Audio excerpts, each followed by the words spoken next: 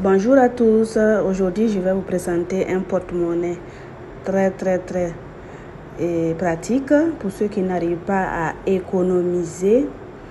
Vraiment, ce porte-monnaie est trop génial. Vous avez les postiches en lettres, voilà, et c'est muni d'un endroit où mettre de l'argent, vos cartes, votre carte d'identité et aussi des classeurs pour pouvoir, voilà, 1, 2, 3, 4, 5, voilà, beaucoup de classeurs, ainsi que le plastique en classeur où il y a un bouton pour fermer, ouvrir, pour mettre votre argent en fonction de la liste que vous allez établir. Voilà, vous voyez, on peut ouvrir, on peut fermer et l'argent ne peut pas sortir. Donc, pour l'utiliser, il suffit d'ouvrir le classeur et d'enlever les différentes classeurs. Voilà, les différents classeurs et vous les placez un à un en intervalle. Voilà, ça veut dire que ces classeurs correspondent à ces plastiques. On ouvre encore et on met ces classeurs correspondant à son plastique, ainsi de suite. Donc on y va.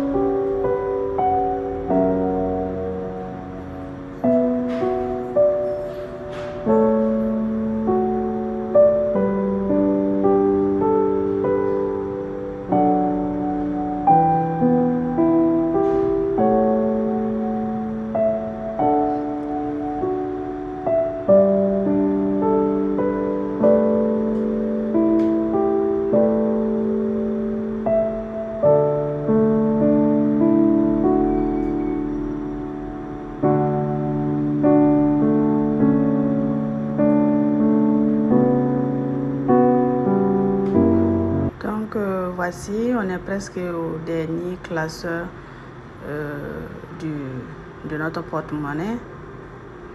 Moi, je l'appelle le porte-monnaie magique parce que ça vous permet vraiment d'économiser pour ceux qui vont vraiment l'utiliser. Voilà, le dernier. Voilà. Donc, voici le porte-monnaie